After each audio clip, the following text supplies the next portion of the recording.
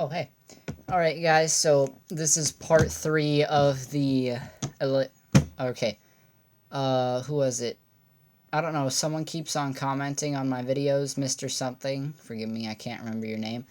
They wish for me to pronounce it as Electrophorus instead of Electrophorus. I just pronounce it that way because my teacher, Mr. Lynch, pronounced it that way, so it's like an immediate blending on me.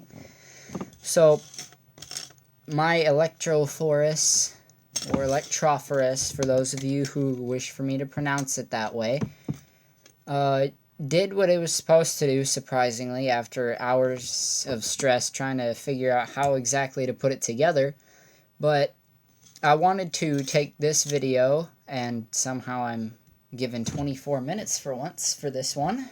Don't know how. Whereas the others took 6 or 7 minutes. This would have been a hell of a lot easier. I could have done all of this in that time. But I'm not going to be taking the full 24 minutes because I am just fried today. I dedicated the entire Sunday to doing this.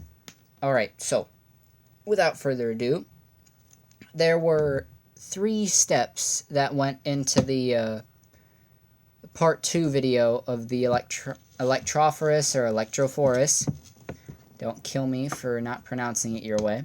But it was induction, conduction, and grounding. Now, let's start with conduction because that's the actual first step of this thing. So, as I rubbed it, before I even rubbed it on my head, when I put it all together, and let's just see, putting this together, now notice nothing happens. When I touch it, nothing happens. It's not bouncing off everywhere or whatever. That's because for it to bounce, for there to be any sort of action, I need it to have a charge in it. So rubbing that styrofoam plate on my head, ruining my beautiful hair, it turns out that you need a charge for it to work. And that's the conduction. Before I rubbed the plate on my head, it was a neutral charged surface. Not positive, not negative. It wasn't conducting anything because there was no charge or electricity present. Now, when I rubbed the styrofoam plate on my head, actually my head's kind of itchy. I need to go take a shower after this. But when I rubbed the styrofoam plate on my head, that gave it a charge. And when I immediately put it down on the ground, or on my desk, and I quickly put the styrofoam plate and the rest of the Electrophorus, like I'm going to call it Electrophorus, otherwise that guy's going to show up at my house. I put the rest of the Electrophorus on the plate, and that gave it a charge. There was no other, I want to say object. There was no other object interacting with it, not my finger, not the paperclip, nothing. Apart from air. Apart from air, there was no other object. So, what happens there is that it has now become a neutral conducting system, or a neutral conducting object, neutral conducting Electrophorus, whatever you want to call it. It was a neutral conductor. Now, what happened was, I'm contemplating whether to go with induced charge first or grounding first. Alright, let's go into induced charge. Induced charge is one of the many ways to charge an object, and one of those methods is induction. Now, that's where you get induced charge from. It says, in the induction process, a charged object is brought near but not touched to a neutral conducting object. So, for example, my finger. Notice the string was being attracted to it. That's the charge passing through my hand. My hand absorbs the charge through it. Because the air is positively charged, we have positively charged air particles all around us. That's the environment. And we have my negatively charged resting cells within my finger. Now, in order for that charge to work, you have a negatively charged Electrophorus, the positively air-charged particles, and my negative cells. Not just because I don't smile often. I just can't figure out my smile. See, it's garbage. I'm working on it, but let's talk about the cells in my finger. They're resting, which means they have a negative charge. The only way for that electricity, that static, to pass through my hand is if there's a positive something out there. Because there's an attraction. Opposite charges attract. That's the bottom line. That's the bottom line. That's the base thing, the base idea everyone who watches this needs to get out of this. Opposite charges attract. Like, I put this in my textbook, but I never thought I'd get the chance to say it. Magnets. That was loud. Take this for example. Poles. See? North Pole, South Pole. And what do you know? They're opposite, but they attract. Now, watch this. Just so you know, I'm not messing with you. See? Bam. Now, what happens? I'm not going to flip both of them around because that'll just ruin it. What happens if I turn one of them around? South Pole, North Pole. Now, North Pole, North Pole. Oh, what do you know? It's kind of hard for me to push them against each other. I can barely get them to go. I'm not going to actually physically try to, even though I can, because that would just ruin my argument. Electricity works a lot like magnetism, which is why there's an entirely different subject called electromagnetism. Those two actually can coincide with each other. But I'm not going to go into quantum physics or theoretical physics. I'm just going to put those back to my lights. Bottom line, opposites attract. North and south, opposites. Positive, negative, opposites. They attract with each other. Same charges, neutral and neutral. No, not neutral. Negative and negative, they repel each other. That's why we have attraction and repulsion. Repulsion, like all of my attempts at getting a girl to like me. But anywho, the bottom line with an induced charge is that the air passing in between the tinfoil straw and my finger needed positively charged air to connect for the charge to go through. That's the inducting charge. It says the presence, looked it up too. It says the presence of a charged object near a neutral conductor will force or induce electrons within the conductor to move. A charged object near a neutral conductor. Huh. How about my finger? Charged object within the cells and the air around it. The electrons in the conductor, the neutral conductor, the electrophorus, passed through my finger while the thing was bouncing off back and forth, passed the charges through my hand all the way down. And I'll cover what happened down there in a minute. But it kept on going back and forth, I think, because it wanted to get all the objects. You have attraction here, but as soon as it bounces off, it's not going to get stuck there like a magnet. Don't get electricity or electrostatics and magnetism mixed up. Sure, magnets, I'm going to pull these out again. Oh my god. Magnets, I'll use two. Sure, they attract, but they stick.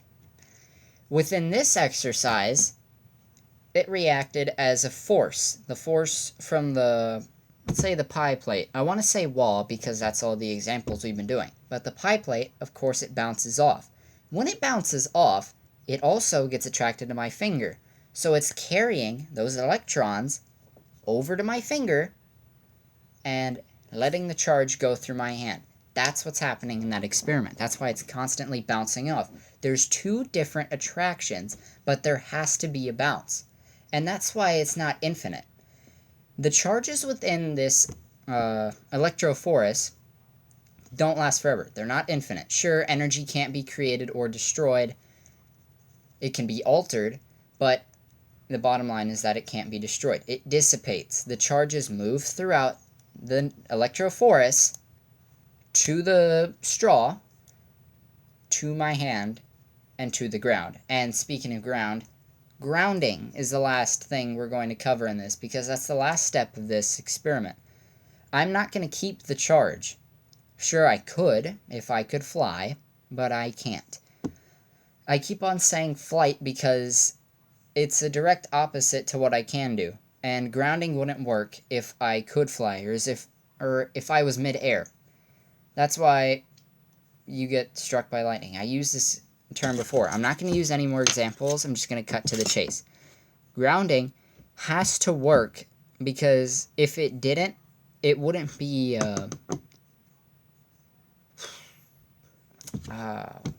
how best to explain this? You know, like your house? Let me see. Your houses. It says, electrical grounding is a backup pathway that provides an alternate route for the current to flow back to the ground if there is a fault in the wiring system. This is just in your house. It facilitates a physical connection between the ground and the electrical equipment and appliances in your home. So it's extremely important for that to work, even if it's in your own house. It says it protects your appliances, basically. Your home and everyone in it from it surges in electricity. Everything has a charge to it. If your electrical system is grounded, all of that excess electricity will go into the earth rather than frying everything connected to your system. Everything includes you. If you weren't grounded, you would fry. But as tiny as a charge of that magnitude, you would not get fried. It would just constantly... My theory is that it would constantly shock you. Now, the purpose for the grounding is that it could pass through my hand and go straight to the ground, where it travels in any direction it pleases. That's the entire concept of grounding. That's part 2 of the Electrophorus. What about part 1? Because I didn't necessarily get to finish all I said, and I do have a large amount of time in this one. So, in the first exercise, obviously, you know, styrofoam was a good insulator, along with my hair, because it was the only thing that actually got the Electrophorus to work. And the sock, it now serves as my eraser for my whiteboard. But what I did in the first video, is that I charged the styrofoam plate, and it kept that charge until I put the pie plate, the aluminum foil pie plate, on it. But I had to hold the styrofoam cup to it. So afterwards, I put the pie plate on it, and I got shocked. As soon as my finger was just barely away, I got shocked. Now, in the other thing, in the part 2 of the Electrophorus, I didn't get shocked. Now, why would that be? Maybe because I had 2 negative charges and 1 positive charge in part 2. The negative charge would be the electrons flowing through the pie plate into the air, which was positively charged, back into my finger, which is negatively charged. In the first part, I think I got shocked because the pie plate I was touching conducted electricity through a positive charge, but there was nothing to attract it to. It was just my finger. That was the only attraction between it. That's why I got shocked. I wanted to say that the pie plate was positively charged, but I don't think so. It was just conducting the electricity. The straw served as something that could easily pass through air, because if I used a ball, I think the mass would be too great. The mass of the ball would be too great to constantly bounce back and forth, and I think it would have just absorbed the electricity. That's why, when I was doing it the first time with a ball of tinfoil, I actually rolled a ball of tinfoil and tied a string in it. That didn't work because all it was doing was absorbing the electrons. And sure, I might have touched it, but there was no way the air could pass through it, that it could go back and forth. With my thing, I provided a way for the air to flow through the bottom here and through here. That way it provided much more ease when it passes back and forth between my hand. Let's see, what else did I have to cover? I had to cover the concepts should describe the movement of charges in the device. Terms induced charge, did that. Separation, conducting, and grounding. It said terms like. I used 3 out of the 4 of these terms, so that's good.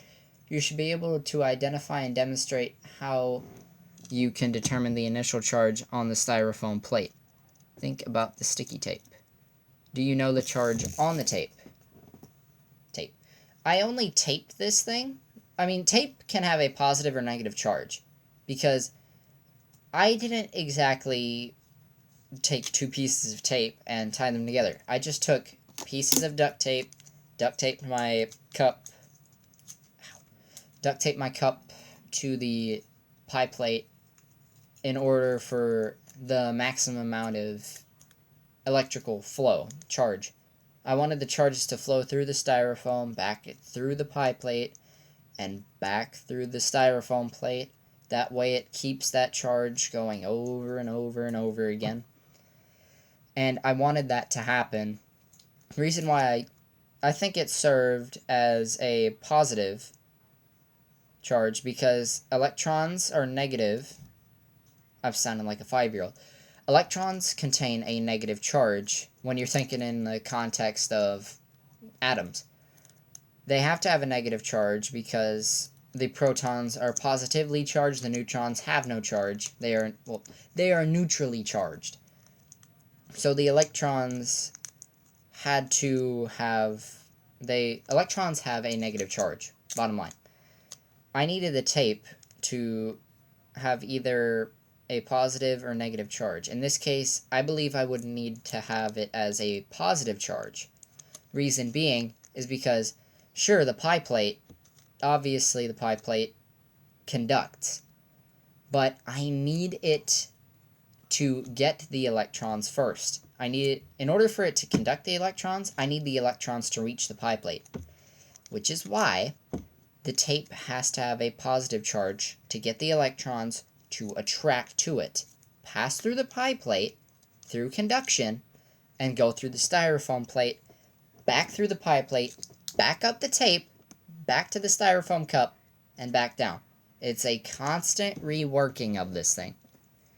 Alright, what else? Do you know the charge on the tape? Just covered that. Can you use that to tell you the charge on the styrofoam?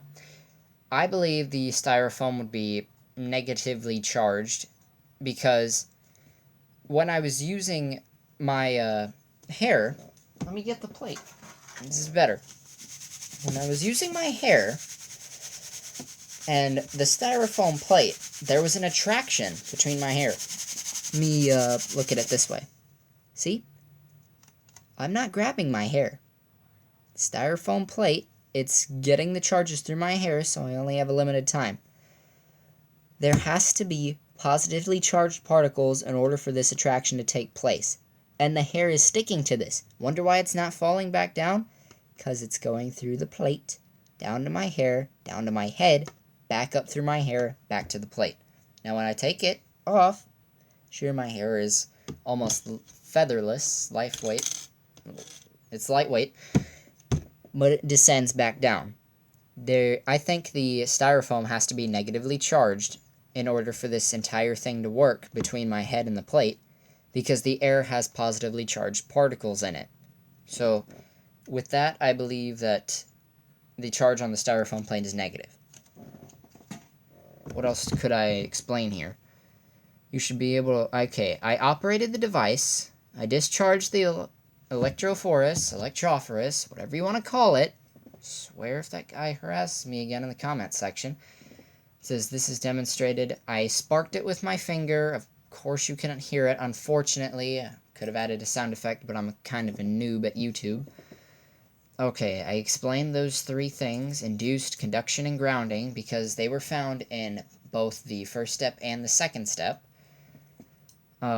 Charge on the tape, I said that the tape had to be positive in order for this experiment to work, otherwise the electrons would be repelled and my cup would be flying. Alright, should then attach the conducting ball. Get out of here, fly. Okay, conducting ball, Electrophorus, dangle at the edge. Alright. Again, demonstrate the operation. Did that too. Alright. Capture on video, narrate the description of the device. Alright, I think I did it. Alright, bottom things to take away. Induced charge, or induction, conduction, grounding, and I did not explain separation. What is separation? Okay, tablet just doesn't want to cooperate. I mean, I feel as if I didn't see any separation. In fact, this is the first time I've heard of it. Separation of charged particles under the influence of an electric field. What is this electric field you speak of?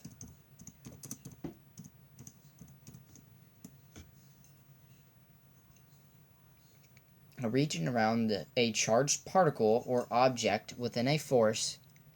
What? A region around a charged particle. This is the definition of an electric field. A region around a charged particle or object within which a force would be exerted on another charged particles or objects. I think the Google guy does not speaketh the English. Oh my god, this is from Oxford and they added another S where there shouldn't be. Going to that college. Don't sue me though, I really need to go to college. Okay, so that's the definition of that. And the definition of separation of charged particles is that, as the name implies, the particle electrophoresis involves the separation of charged particles under the influence of an electric field. And, wow, it's used especially for the separation of viruses and bacteria. I suppose that's the case because everything has a charge. Let's go to images. What's a better way I could explain this?